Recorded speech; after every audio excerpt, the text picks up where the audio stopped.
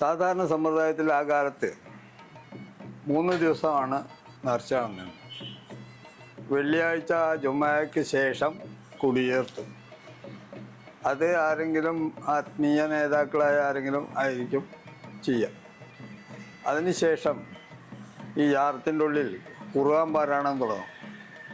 അത് through out രാത്രിയും പകലുമായിട്ട് 3 ദിവസം ഓതും. അത് പലരും നേർച്ചയായി പോയി ഓതുന്ന ആൾക്കാരുണ്ട്, പലരും അത് ഓദിക്കുന്നവരുണ്ട്.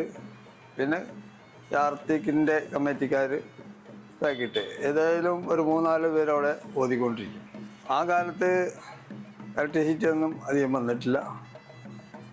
2 ഗ്യാസ് ലൈറ്റാണ് എത്തിക്കുക.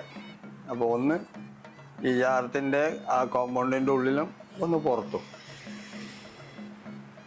അപ്പോൾ അത് ഏകദേശം ഒരു നേരം വിളിച്ചാവുന്ന വരെ അതുണ്ടാവും.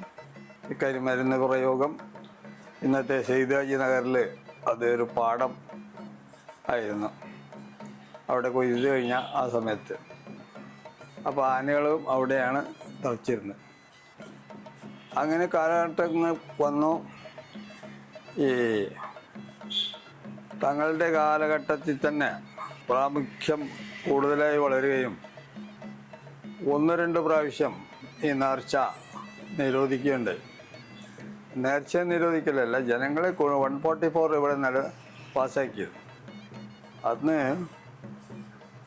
ഇവിടെ ഈ സാമൂഹ്യമായിട്ട് ഒരു ചില സംഘർഷത്തിന് ഉണ്ടായിരുന്നു. അതിൻ്റെ പശ്ചാത്തലമാണ് അതുണ്ടായത്.